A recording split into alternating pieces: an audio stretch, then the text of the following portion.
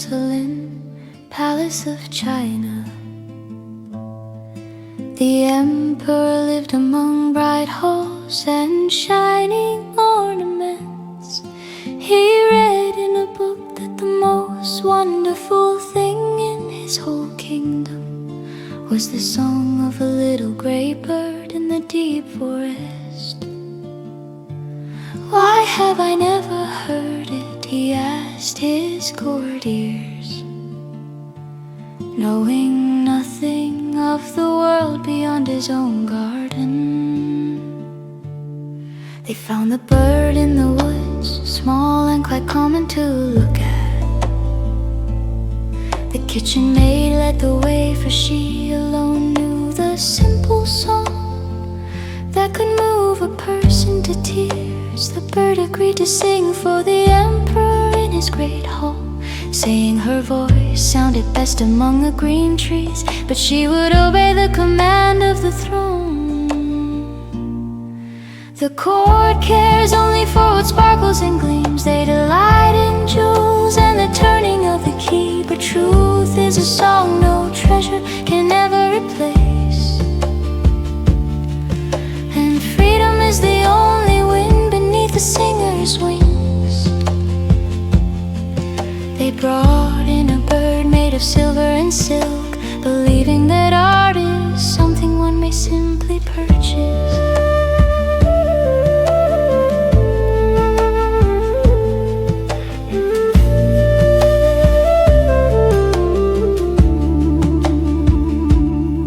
A gift arrived from the Emperor of Japan, a mechanical bird covered with jewels, singing one tune perfectly. The people cheered for the clockwork that never tired, while the real Nightingale slipped back into her quiet forest. 33 times the little machine repeated its tune, until the emperor forgot the voice of the living woods. Years passed and at last the silk-covered works broke down.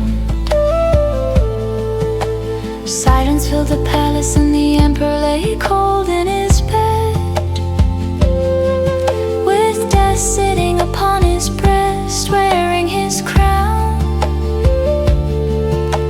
Around him stood the memories of deeds long past, and the mechanical bird lay still upon its velvet cushion,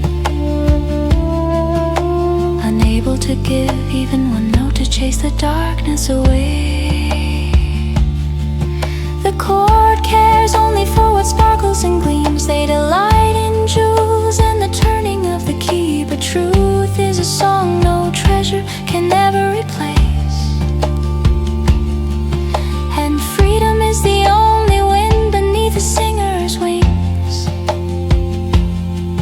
They brought in a bird made of silver and silk, believing that art is something one may simply purchase. Then through the window a clear and gentle song entered the room. The real Nightingale had heard of the emperor's sorrow, and came to sing the shadows back into the earth. She sang of the quiet churchyard where the white roses grow, and even death was moved by the sound of her voice, until he faded away like mist before the morning sun. The emperor woke with the color of life returning to his face. Stay with me always, he begged, but the bird refused the cage. I will come to your window and sing of the good and the evil, of those who suffer and those who hide behind palace walls. The sun rose over the kingdom of porcelain and glass, and the emperor stood alone, saved by a song he could never